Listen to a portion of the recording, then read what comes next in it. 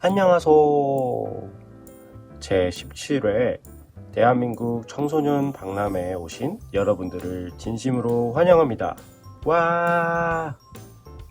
비록 우리가 비대면으로 또 온라인으로 만나지만 나 스티브와 함께 즐겁게 50분 동안 함께하는 앱스쿨을 통해서 우리 다 같이 앱을 한번 만들어 보는 시간을 가져볼까? 자. 먼저 스티브와 함께하는 앱스쿨에 입학하기 위해서는 우리가 몇 가지를 알아야 하는데, 우선 첫 번째, 궁금하진 않겠지만 그래도 궁금해해줘. 여러분 앞에서 얘기하는 나 스티브가 누구냐면, 일명 심상궁, 서울 중랑구에 위치한 시립망우청소년센터 내에 있는 메이커스페이스 상상팩토리에서 매니저로 열일하면서 청소년들의 메이킹 활동을 돕고 있다구.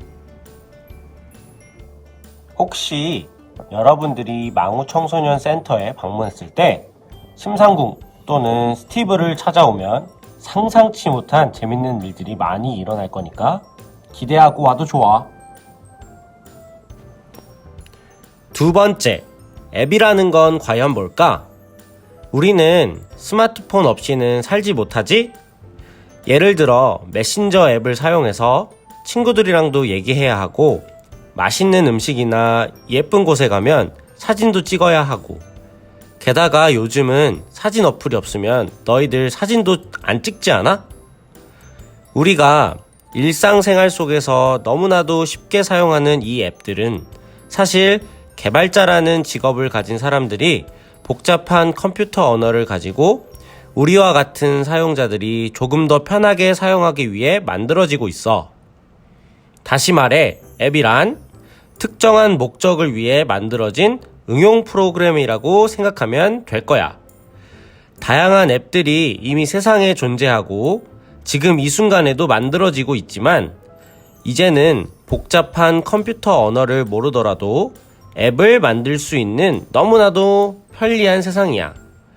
그렇기 때문에 우리는 스티브와 함께하는 앱스쿨 시간을 통해 쉽고 간편하게 앱을 만들 수 있는 앱 메이커가 되어 있을 거야. 기대되지 않아? 자, 이제 마지막으로 방금 전에 스티브가 앱을 만드는 사람들을 앱 메이커라고 말했었는데, 그렇다면 다른 메이커들도 있지 않을까? 너희들은 메이커라고 하면 어떤 것들이 생각나? 커피 메이커? 커피 한 잔 할래요. 두 입술 꼭 깨물고. 장난이고, 메이커는 쉽게 말해서 아이디어를 직접 손으로 만드는 사람이라고 해. 꼭 만져지는 형태의 사물이 아니더라도 어떠한 서비스를 만드는 사람들도 마찬가지로 메이커라고 할 수 있겠지? 메이커들은 앞으로 4차 산업혁명 시대에 있어서 더욱 중요하고 필요로 하는 사람들이니까 너희들도 다양한 분야에서 메이커가 되길 스티브가 응원할게. 자, 이 정도면 앱스쿨 입학 준비가 끝난 것 같으니까 우리 본격적으로 스티브 앱스 수업을 시작해볼까?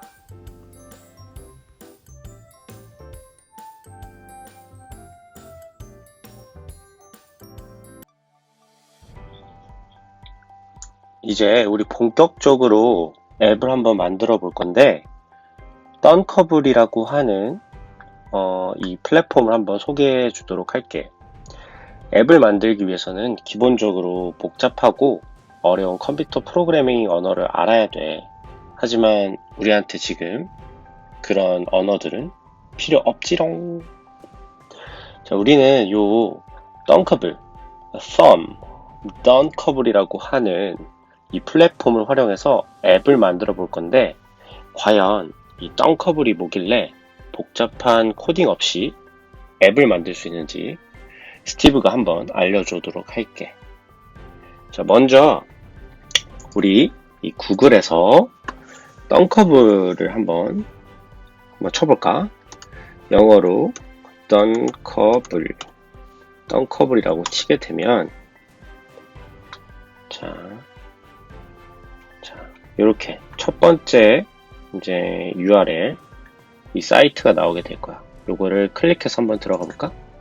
자, 클릭해서 들어가면 아까 그 화면이 처음에 보여줬던 화면이 나올 거야.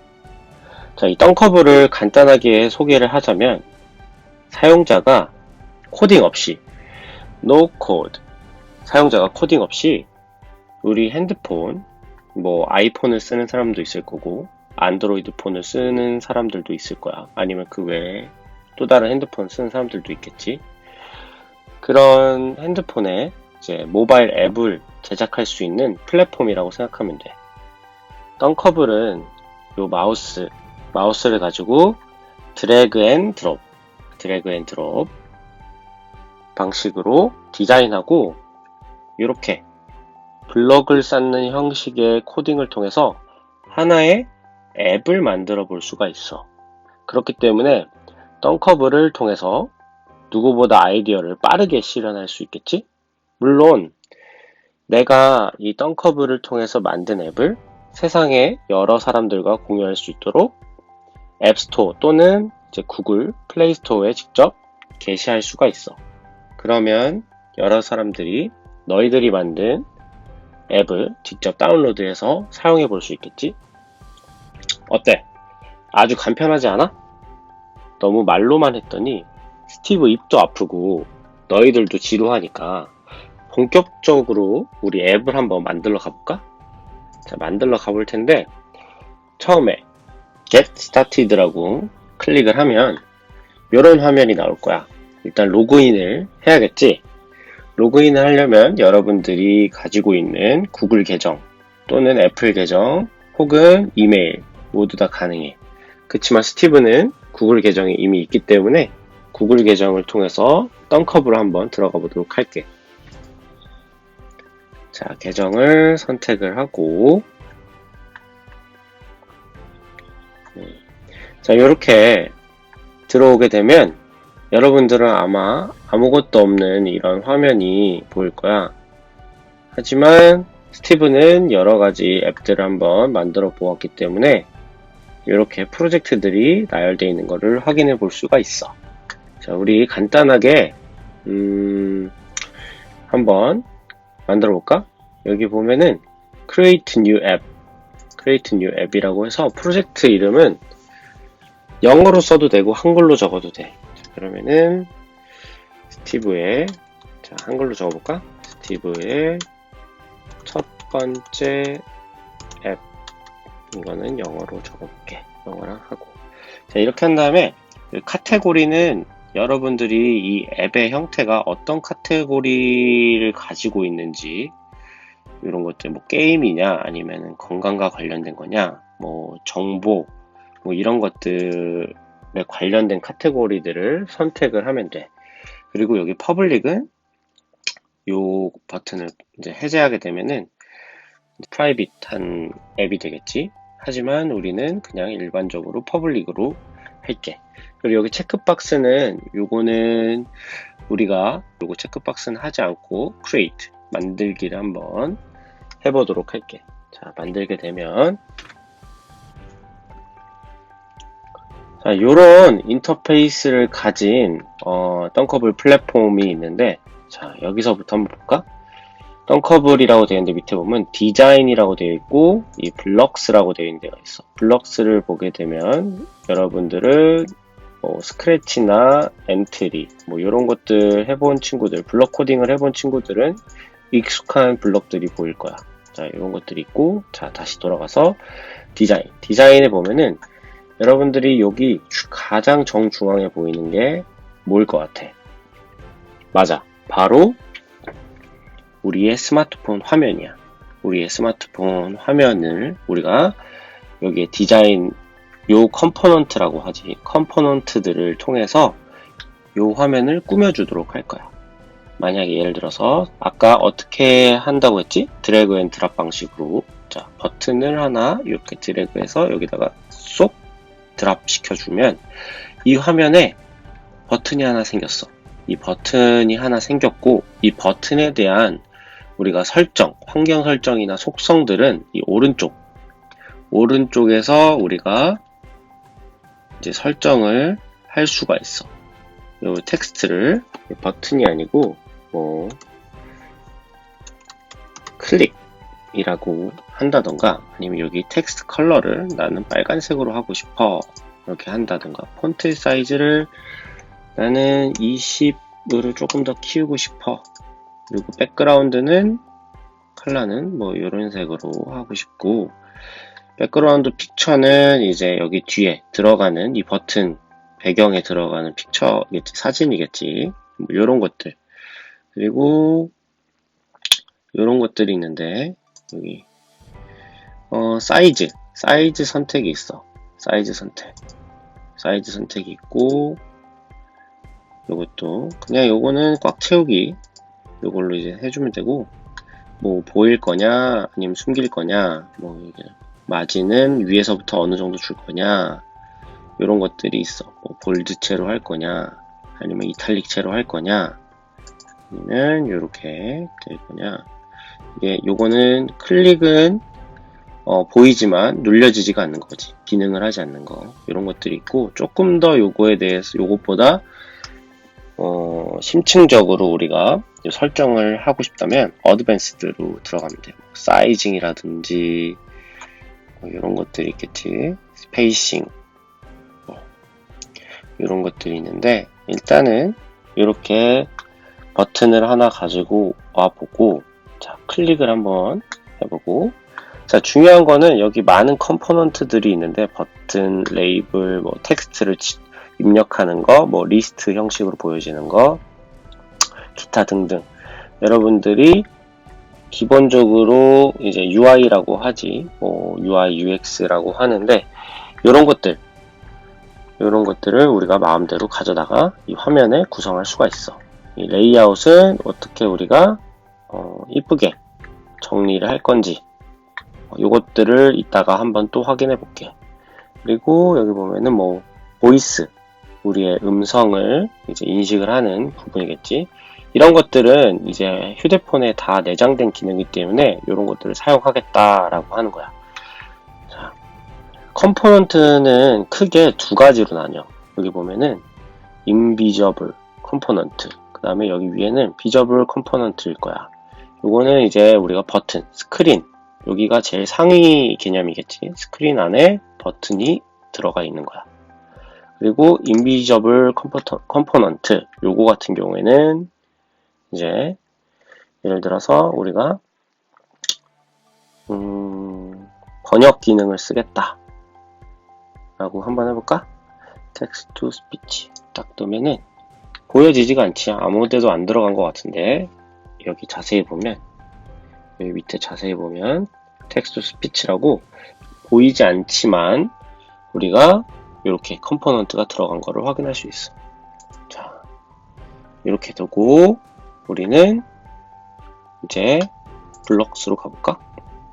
블록스로 가보면 여기 보면 버튼이 있어. 버튼이 아까 그 버튼인데, 요거에 대해서 버튼을 내가 조금 더 나중에 버튼이 많아지면 헷갈리겠지? 그렇기 때문에 이 버튼의 이름을 버튼하고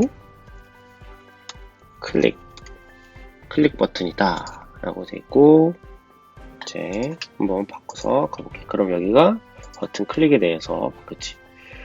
클릭 버튼을 누르게 되면 요거 눌렀을 때 뭘 해라 라는 뜻인데, 뭘 할까? 그러면 텍스트로 가볼까? 텍스트 버튼이 자, 버튼 눌렀을 때 버튼, 일단 첫 번째로 버튼 텍스트가 이제 바뀌게 해볼게. 버튼 텍스트가 바뀌게 하면은 여기다가 이제 바로 적어도 돼. 뭐라고 적어볼까? Hello Steve. 각자 알아서 적어도 돼. Hello Steve 이렇게 적어도 되고, 아니면 텍스트에서 요 블럭이 있어. 요 블럭을 여기다가 딱 맞춰서 여기다 다시 Hello Steve 라고 적어도 돼. 자, 이렇게 되면은 어떻게 되는지 한번 봐볼까? 코딩은 요게 끝이야. 다시 이게 끝이니까 디자인으로 가서 우리가 이 썬커블에서 가장 중요하고 좋은 점이 바로바로 요거를 확인해 볼 수가 있다는 거야. 여기 위에 보면 라이브 테스트라고 있어. 라이브 테스트. 라이브 테스트를 한번 눌러볼까? 라이브 테스트를 눌러보면 이렇게 실제 내 핸드폰에서 이렇게 나온다라고 이제 테스트를 실시간으로 할 수가 있어. 물론 우리가 이 앱스토어나 구글 플레이스토어를 통해서 이 썬커블이라고 하는 앱을 다운받아서 그 앱을 통해서 확인할 수도 있지만 우리가 간단하게 이 웹상에서도 확인해 볼 수 있다 라고 하는 거지. 자, 한번 여기 클릭을 한번 해볼까?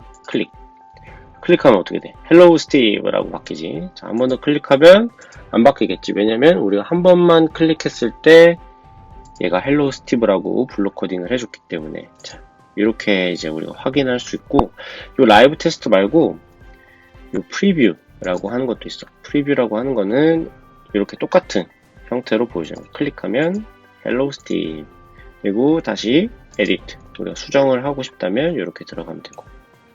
자, 이런 형태로 드래그 앤 드랍 방식으로 하는 거고, 간단하게나마 스티브가 이렇게 인터페이스들을 설명을 하고 어떻게 사용이 되는지, 어떻게 구성이 되어 있는지 이런 것들을 알려줬기 때문에 이런 것들을 기반으로 해서 우리가 조금 더 한층 한층 스텝 바이 스텝으로 또 여러 가지 앱들 한번 만들어 보도록 하자. 그러면 다음 스텝에서 우리는 만나도록 하자. 안녕.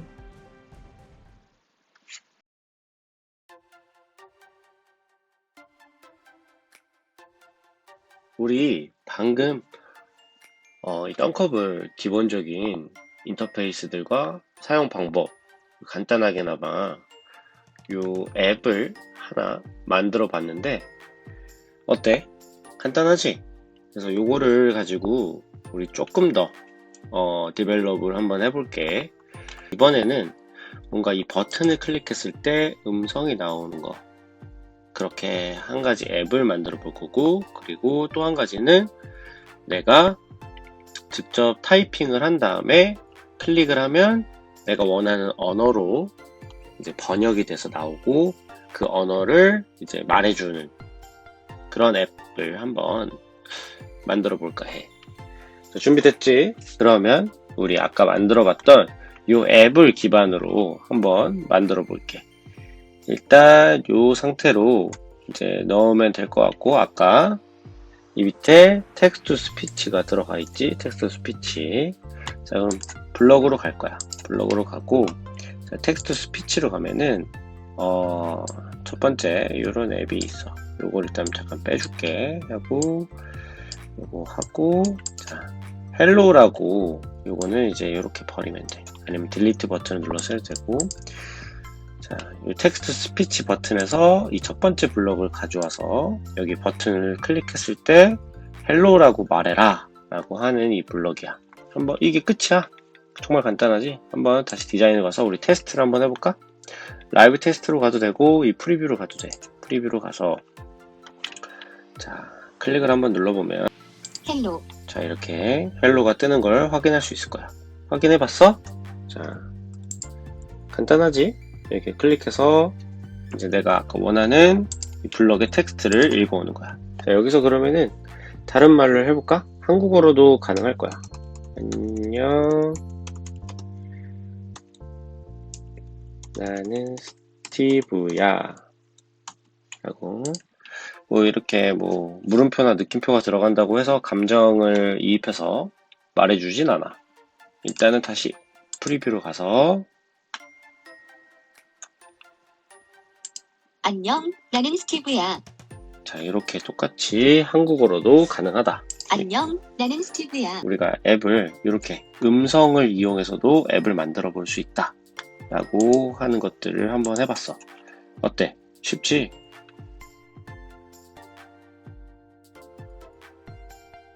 이번에는 사용자가 직접 타이핑을 친 내용을 이제 번역을 했을 때 요 번역한 내용이 나오게끔 먼저 앱을 만들 거고, 그 다음에는 이 번역된 내용을 실제 음성으로 나오게끔 하는 앱을 이어서 한번 만들어 보자. 자, 먼저 우리가 사용자가 입력을 하려면 여기에 텍스트 박스가 있어야 돼. 그렇기 때문에 여기 컴포넌트에 보면 텍스트 인풋이라는 컴포넌트가 있어. 얘를 여기 스크린에 슉 하고 가지고 올 거고, 그러면 여기에 스크린 안에 텍스트 인풋이라고 들어왔지. 여기도 보이고, 그 다음에 이 텍스트를 번역했을 때 번역한 내용이 나오게끔 하기 위해서 이 레이블이라고 하는 컴포넌트를 가지고 올 거야. 레이블은 여기 클릭 밑에 있어야 되기 때문에 여기 왼쪽 디자인 화면에서 드래그해서 이 버튼 밑으로 가져오도록 할게. 근데 여기 위치가 조금 너무 다닥다닥 붙어 있기도 하고 우리가 한눈에 봤을 때 이쁘지가 않잖아. 이런 것들을 이제 이쁘게 해주기 위해서 요 오른쪽에 있는 속성을 한번 이용해 볼게.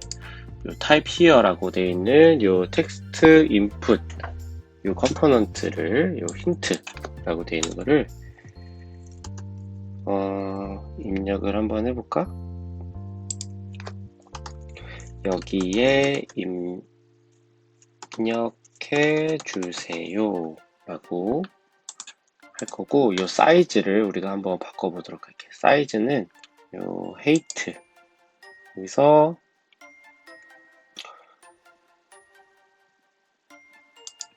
퍼센테이지로 바꿔볼까? height는 20 정도로 하고 이 너비는 70 정도로 바꿔볼게. 자, 그 다음에 이 클릭은 이제 이 텍스트를 바꿔볼게. 번역이라고 바꿨고, 사이즈는 그냥 그대로 두고 우리 여기서 이제 마진 위에서부터 어느 정도 이제 마진을 줄 건지 요 마진을 이제 한 10 정도로 넣으면은 얘가 띄어지는 게 보이지. 자, 그 다음에 요 레이블 번역된 내용이 나오는 이 레이블을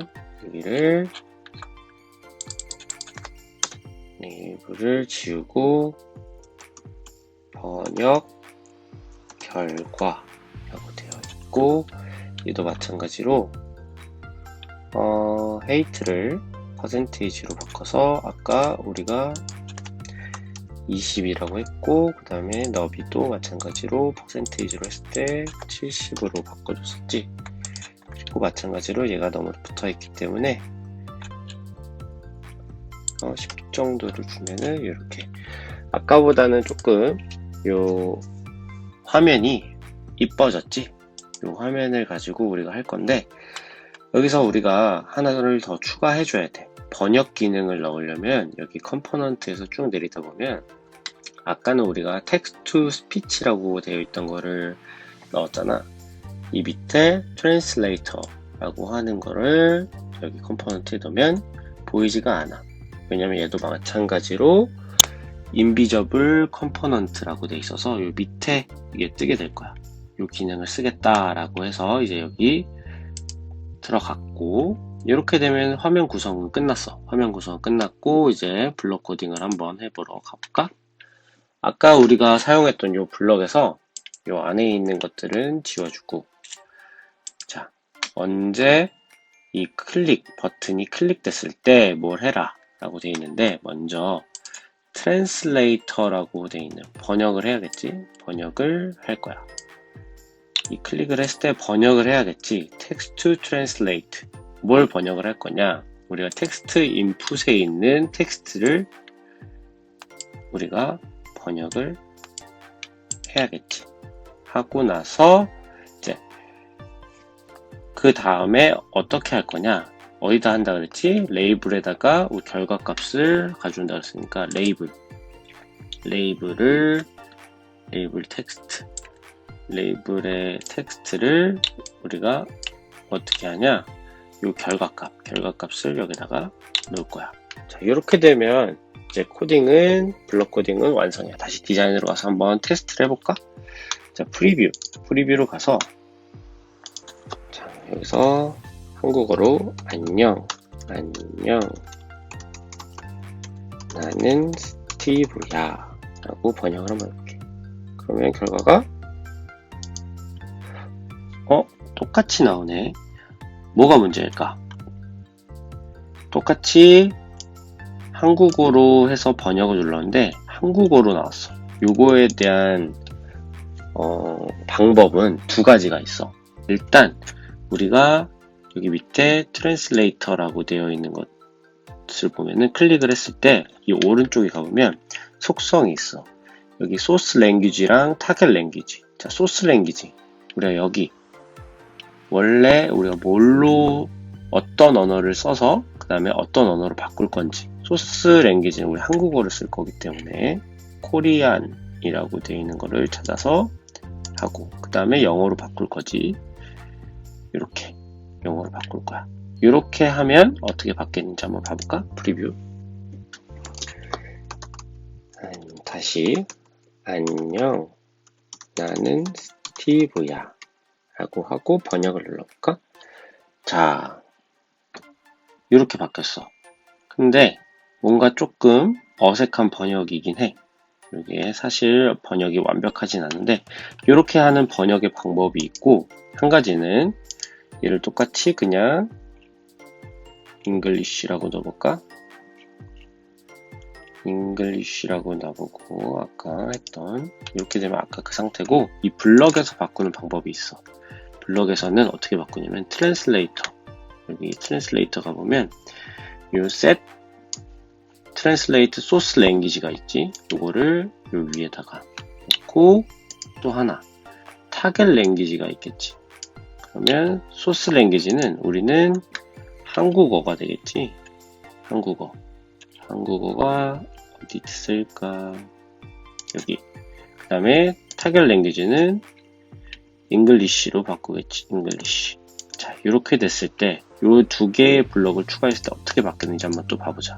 자, 프리뷰로 갔을 때 자, 안녕 나는 스티브야 라고 했을 때 자, 똑같이 이렇게 바뀌는 거를 볼 수가 있어. 그렇기 때문에 우리가 요 앱을 만들면서 두 가지를 확인할 수가 있지. 한 가지는 여기 이 트랜슬레이터 컴포넌트에서 이 속성에서 여기서 바꿔주는 방법 한 가지랑 하나는 이 블럭에서 이 두 가지 블럭을 추가해서 우리가 블럭 코딩을 통해서 만들어주는 방법 이 두 가지가 있다는 걸 확인할 수 있어. 여기서 우리는 한 가지를 알 수가 있겠지.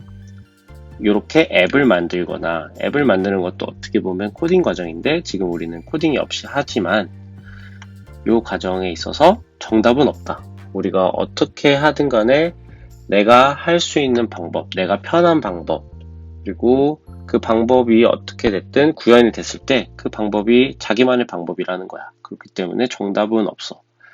여러분 나름대로의 방법을 찾아서 이런 앱을 한번 만들어 보았으면 해. 자, 여기까지. 이 텍스트를 치고 번역을 했을 때 우리가 원하는 언어로 바뀌는 앱을 한번 만들어 보았어. 다음 시간에는 우리가 이 번역된 내용을 가지고 번역된 언어로 한번 음성으로 들을 수 있게끔 앱을 만들어 보도록 할게. 이번에는 아까 말했듯이 우리가 번역 결과를 직접 음성으로 들을 수 있게끔 하는 앱을 추가적으로 만들어 볼게. 여기서 디자인은 이제 더 이상 할 게 없어. 블로그로 가서 한번 보게 되면 이 내용을 이제 우리가 음성으로 들을 수 있어야 되기 때문에 아까 맨 처음에 했었던 텍스트 스피치에 가면은 맨 위에 있던 이 블럭을 가지고 올 거야. 이 블럭 밑에다가 가지고 올 건데 이제 스피크를 하는데 텍스트를 어떤 거를 하냐 하면은 여기 보면은 레이블의 텍스트를 읽어오게끔 코딩을 해줄 거야. 그렇게 되면 우리가 어떻게 되는지 한번 디자인에 가서 확인을 한번 해볼게요. 프리뷰 마찬가지로 프리뷰에 가서 아까랑 다르게 반가워 너의 이름은 무엇이니? 라고 번역을 해볼게요. How are you? What is the name of this? 이렇게 번역된 내용을 음성으로까지 들을 수 있는 앱까지 만들어 봤어. 어때? 여기까지 굉장히 할만하지?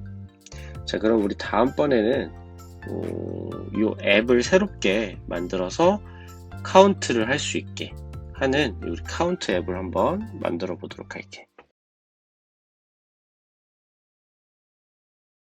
카운트가 되는 앱을 한번 만들어 볼 텐데, Create New 앱을 통해서 한번 만들어 보겠습니다. 여기서는 영어로 적어볼까요? Count 앱이라고 하고, 카테고리는 그대로 그냥 남겨두고, 퍼블릭도 그냥 두고, 아까랑 다르게 여기 체크를 한 상태에서 카운트가 되는 앱을 만들어 보도록 하자. 카운트 앱을 이제 새롭게 만들기 시작했을 때 차이점이 조금 보일 거야. 왼쪽에 보면은 컴포넌트 이 아이콘들이 조금 다를 거고, 여기에 보면은 이런 탭들이 생기고 옆에 속성은 그대로인데, 이 탭들을 보게 되면 이거는 셀렉트, 이런 이제 컴포넌트들을 선택할 수 있는 요 탭이 있고, 그 다음에 요 펜, 요거는 이 화면, 우리 스크린을 이리 갔다 저리 갔다 이제 해주는 탭이 있고, 그 다음에 확대, 축소, 그 다음에 포커스 딱 맞게 해주는 탭이 있어. 프리뷰 버튼 대신에 이렇게 생긴 아이콘이 있어. 요게 이전에 있던 프리뷰 버튼이라고 생각하면 되고, 왼쪽에 이제 디자이너, 뭐 데이터, 셋, 그 다음 뭐 세팅, 튜토리얼 이렇게 있고, 블럭, 요거는 다 똑같을 거야. 자, 그러면 우리 이제 카운터 앱을 만들 텐데, 먼저 이제 플러스 버튼과 마이너스 버튼, 그리고 플러스 버튼을 눌렀을 때 숫자가 올라가는 거, 내려가는 거를 표시해주는 이 레이블이 있어야겠지. 먼저 레이블을 놓고, 자, 아까랑은 다른 점은 요 컴포넌트들을 내가 자유롭게 움직일 수가 있어. 그래서 조금 더 여러분들이 수월하게 이렇게 움직일 수 있다는 거. 자, 레이블을 놓고 뭐 가운데 이렇게 딱 위치해 놓을까? 그 다음에 이제 버튼이 두 개가 필요하겠지. 버튼 하나는 플러스니까 위쪽에, 하나는 마이너스니까 아래쪽에. 그냥 이 정도로 이제 위치만 해놓을까. 요 레이블은 여기서 이제 카운트인데 넘버 카운트라고 적을까? 넘버 카운트라고 되고, 자, 텍스트 정렬은 이제 가운데로 해줄게. 그 다음에 얘는 플러스니까 얘는 플러스로 되고, 얘는 반대로 마이너스. 다음에 이 버튼에 대해서 우리가 블럭으로 갔을 때 헷갈릴 수가 있기 때문에 이 버튼 이름을 여기서 고쳐줄 거야. 버튼은 얘가 첫 번째 버튼이니까 버튼 그다음에 플러스라고 해놓고, 이거는 버튼 마이너스라고 간단하게 해줄게. 이렇게 하고, 이제 이 스크린 UI는 이렇게 구성이 되고, 이제 블럭으로 넘어가 보자. 블럭에 넘어가 보면 우리가 버튼 플러스 레이블, 그 다음에 여기 밑에 이전에는 우리가 따로 디자인에서 추가해줬던 컴포넌트들이 있었는데, 지금은 블럭으로 와서 여기서 추가를 해줄 수가 있어. 자, 여기서 중요한 거는 우리가 이 변수를 하나 만들어줘야 돼. 변수를 가지고 올 건데, 변수 이렇게 가지고 오고, 변수를 하나 가지고 오고, 이 변수는 처음에 그냥 우리는 이 변수명을 스코어라고 해주도록 할게. 스코어라고 해주고, 이 스코어의 점수는 처음에는 당연히 0으로 세팅을 해줘야겠지. 0으로 세팅해주고 그 다음에 버튼이 눌렸을 때 우리가 플러스 버튼이 눌리면 얘가 숫자가 올라가고 마이너스 버튼이 눌리면 내려가는 형식이니까 자, 여기서 요거를 하나 가져올게. 요 블럭을 가져와서 이 스코어 변수가 이제 체인지 될 때 우리가 어떻게 되는지 버튼 체인지 될 때 레이블에 가서 레이블의 텍스트가 어떻게 바뀌냐, 이 변수 값으로 바뀌어야겠지. 변수 스코어로 바뀌는데, 자 이렇게 되면은 우리가 버튼을 눌렀을 때 이 레이블의 텍스트가 여기에 숫자 그대로 나타나게 될 거야. 그러면 플러스 버튼을 눌렀을 때로 가야겠지. 플러스 버튼을 눌렀을 때 우리가 이 스코어가 바뀌어야 되기 때문에 변수로 가서 이게 체인지가 되어야겠지.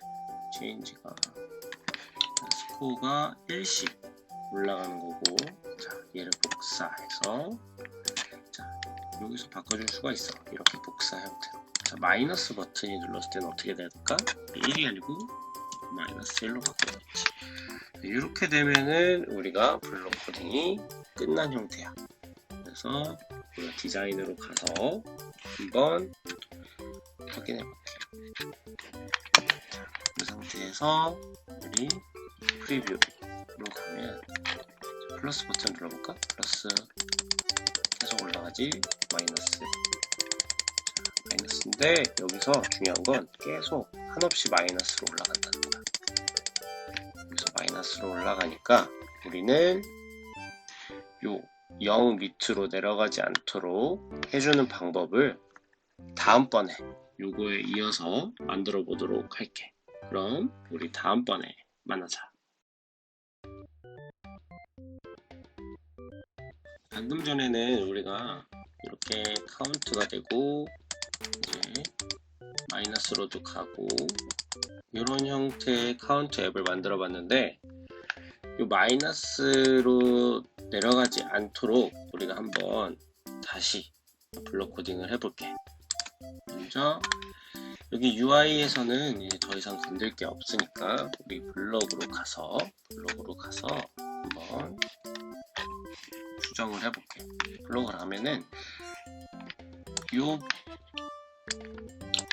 바뀌는 블록 말고 요 세 개의 블록은 건들 필요가 없어. 이미 우리가 세팅을 해줬기 때문에 버튼이 이제 클릭됐을 때 추가적으로 플러스 1씩 되는 거랑 마이너스 버튼 눌렀을 때는 마이너스 1씩, 그리고 처음 초기 값을 우리가 0으로 넣은 거 대신에 여기가 바뀌어야겠지. 여기가 이제 사라지고 얘는 컨트롤이라고 하는 부분이 있어. 그래서 우리가 처음으로 사용하는 블록인데 요 조건문 블록이 있어. 조건문 블록을 가져와서 우리가 조건을 주는 거지. 0 밑으로 내려갔을 때는 더 이상 이제 카운트가 마이너스로 되지 않도록. 그렇기 때문에 우리는 여기 로직에 보면은 이렇게 돼 있는 게 있어. 드무 표시의 블록을 가져오고 이 변수, 이 앱스코어가 5보다 클 때는 여기서 0보다 클 때라고 우리가 조건을 만들어 줄게. 0보다 클 때는 레이블에서 우리 레이블 텍스트에서 그대로 있는 변수 값을 변화해서 표시할 거야.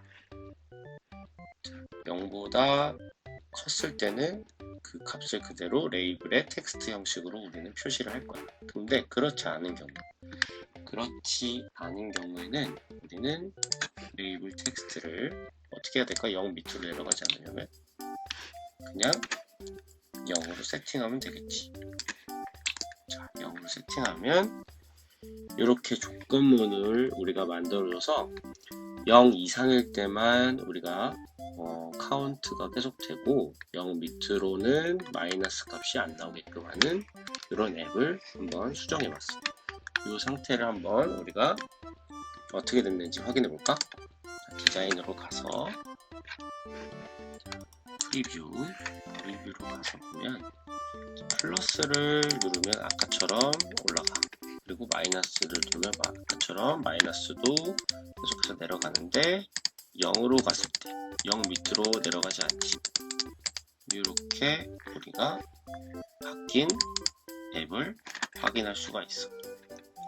자, 카운터 앱을 한번 만들어 봤는데 우리가 이전 앱이랑 지금 만든 수정한 앱이랑 어떤 게 다른지 한번 생각해 보면서 다음 시간에는 우리가 카메라 기능을 써서 우리가 머신러닝을 한번 구현해 보도록 해볼게.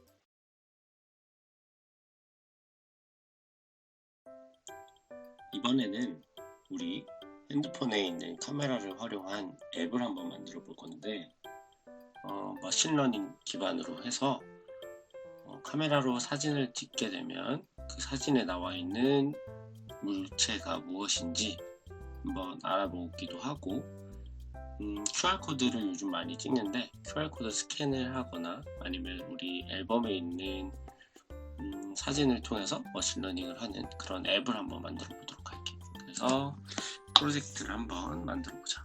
그냥 단순하게 카메라라고 해주고 여기 똑같이 체크 해준 다음에 만들어주면 될 것 같아. 자, 그러면 우리 이런 화면이 나오게 될 거야. 일단 우리 여기서 컴포넌트에서 이미지를 가지고 올 거야. 이미지를 가지고 와서 충분한 사이즈로 한번 만들어 볼게. 사이즈로 만들고 그 다음에 버튼을 가지고 올게. 버튼을 가지고 와서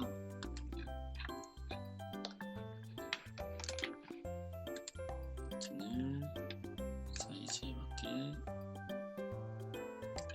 이렇게 만들어주고 이 버튼에 대한 내용은 첫 번째 카메라로 적을까? 카메라에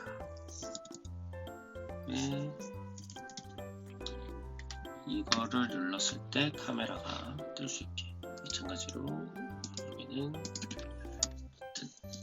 버튼 카메라라고 적어줄 거야. 자, 마찬가지로 얘를 또 버튼을 하나 가지고 와서 똑같이 만들어 줄 거고 이 버튼의 이름은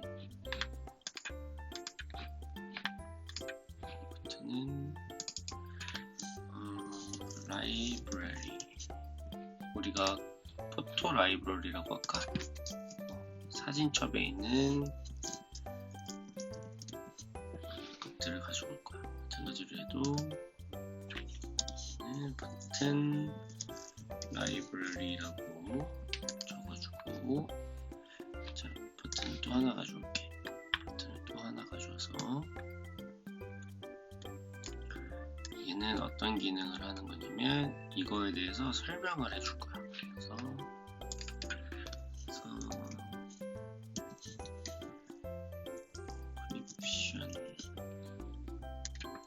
디스크립션이라고 해주고 여기다가도 똑같이 버튼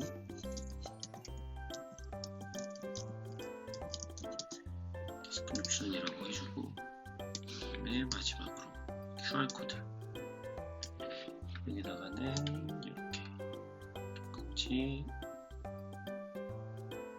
해주고 조금 똑같이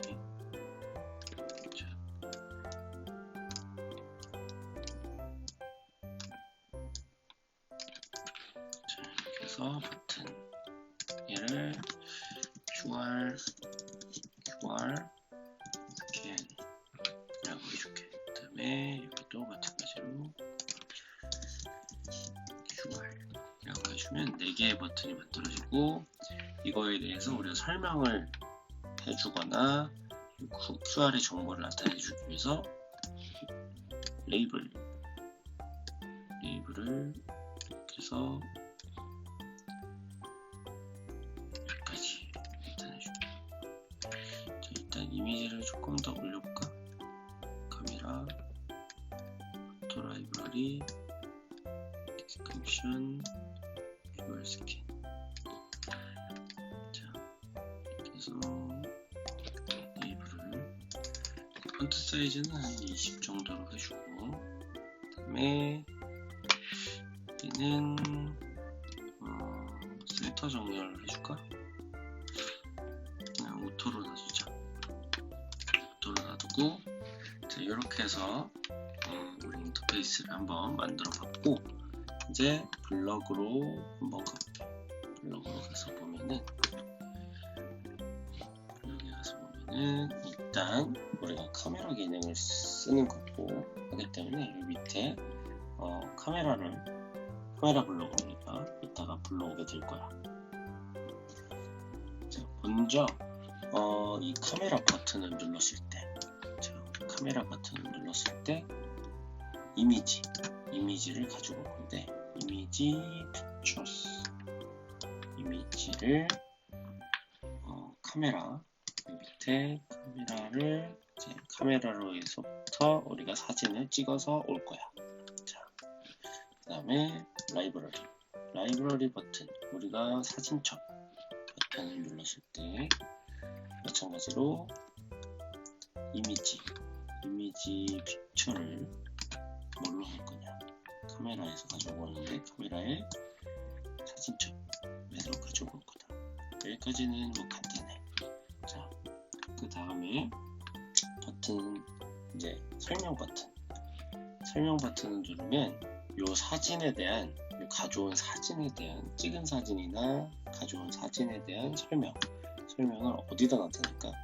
맞아, 레이블에다 나타낼 건데 텍스트로 나타내겠지. 설명을 우리가 요거에 대한 요 설명은 그 머신러닝 기반으로 해서 이 레이블에다가 텍스트로 얘가 알아서 나타내 줄 거야. 참 세상 좋아졌어. 요거는 우리가 카메라에 가보면 디스크립션, 설명을 하는데 이미지를 어디서 가지고 올 거냐 하는 거는 여기 보면은 이미지에 있는 픽처에 대한 설명을 우리가 레이블에다가 나타내게 될 거야. 자, 그 다음에 우리가 마지막으로 이제 QR을 가져야 되는데, QR 버튼을 눌렀을 때 QR 버튼을 누르면 마찬가지로 여기다가 레이블에다가 우리가 텍스트 형식으로 나타낼 거야. 텍스트 형식으로 나타낼 거고, 카메라에서 이제 바코드를 스캔을 할 건데, 백 카메라, 뒤쪽에 있는 카메라냐 프론트에 있는 카메라냐, 요거는 너희들이 마음에 드는 거를 설정을 해주면 돼. 근데 보통은 QR 코드는 뒤쪽에 있는 카메라를 많이 쓰지. 이렇게 블럭들이 완성이 되었으니까 여기 디자인에 가서 한번 테스트를 해보도록 할게. 이렇게 나와 있는 게 보이지. 그리고 우리는 이제 웹 프리뷰를 이제 써야 되는데, 중요한 게 하나 있어. 여태까지는 우리가 웹에서 이렇게 진행을 했지만, 앱은 우리가 모바일에서 구동이 되기 때문에 이제 실시간 테스트를 해야 돼. 실시간 테스트를 해야 되니까 우리 앱스토어, 아이폰을 쓰는 친구들은 이제 앱스토어에서 다운을 받으면 되고, 안드로이드는 구글 플레이스토어에서 다운을 받으면 돼. 그거는 스티브가 한번 알려주도록 할게. 다운을 어떻게 받는지. 우선 핸드폰을 켜게 되면,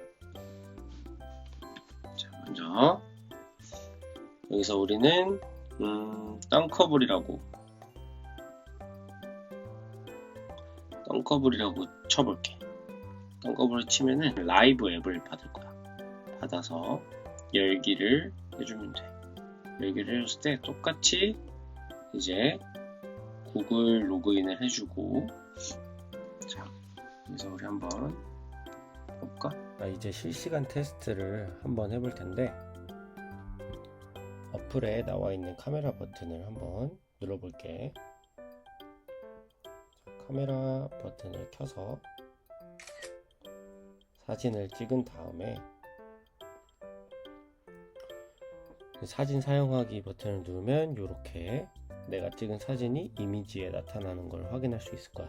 요거를 우리가 설명을 한번 클릭을 해보면, 머신러닝에 의해서 컴퓨터 마우스가 이제 확대된 사진이라고 설명이 나와 있지.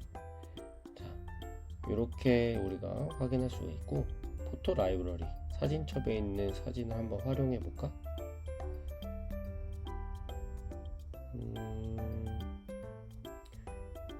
이 사진을 한번 사용해 볼게. 그리고 디스크립션 버튼을 누르면 이제 보울에 담긴 음식이 이제 테이블 위에 있다고 머신러닝이 알아서 이렇게 표현이 되는 걸 확인할 수 있을 거야. 자, 그리고 이제 마지막으로 QR 스캔. 요즘 QR 코드 스캔을 많이 하지. 그래서 QR 스캔을 한번 진행을 해보면, QR 스캔은 이렇게 이제 링크가 이제 레이블에 뜨긴 하는데, 이 링크로 바로 들어가질 못하고 있어. 이 문제점을 우리가 수정하도록 한번 해볼게. 자, 다시 썬커블 여기 화면으로 들어와서 이제 블럭으로 가서 수정을 해줄 텐데, 위에 있는 세 개는 문제가 지금 없이 작동을 하는 거를 우리가 확인을 해봤어. 근데 마지막 이 QR을 이제 인식을 했을 때 바로 이 링크로 들어가지 못하는 거를 우리가 확인을 했기 때문에 수정을 해줄 거야. 여기서 이제 몇 가지 추가를 해줄 텐데, 여기 컨트롤 블럭에 가보면, 밑으로 내려가 보면 오픈 링크라고 하는 이 블럭이 있어. 이 블럭을 밑에다가 추가를 해주고, 자, 어떤 링크를 열 거냐 하면은 우리 아까 레이블에 나타났던 텍스트 링크를 열 거다. 왜냐면 아까 레이블에 링크 주소가 이제 떴기 때문에 거기로 바로 이제 링크를 열어주게 될 거야. 그리고 나서 만약에 에러다 라고 뜨게 되면 레이블 텍스트에다가 우리는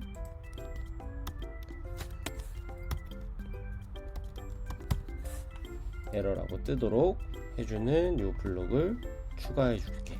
그 다음에 다시 우리는 디자인으로 돌아가서 한번 확인해 볼까?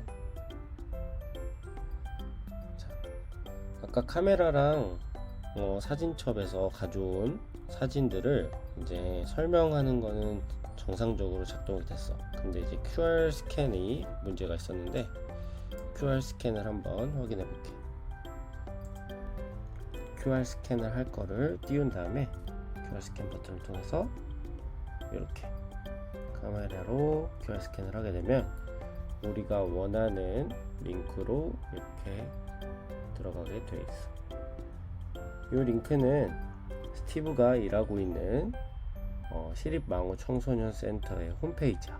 그렇기 때문에 여러분들도 많이 방문해 줬으면 좋겠고, 이런 식으로 우리가 QR코드를 정상적으로 사용할 수 있게끔 나타내고 있어.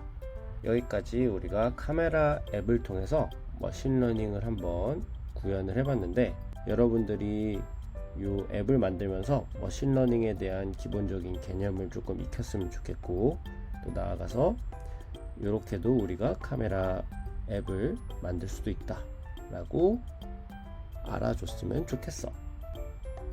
안녕. 자, 지금까지 스티브와 함께하는 앱스쿨을 함께 해봤는데 다들 어땠어? 처음이라 익숙치 않았을 수도 있었겠지만 모두들 앱을 잘 만들어 봤을 거라 믿어. 비록 짧은 시간이었지만 여러분들이 직접 앱을 만들어 봤다는 건 어마어마한 경험이야. 이 경험을 통해 여러분들이 만들고자 하는 앱이 있다면 한번 또 만들어 보았으면 해. 그럼 지금까지 스티브와 함께 앱스쿨을 함께 해줘서 고맙고 고생 많았어. 안녕.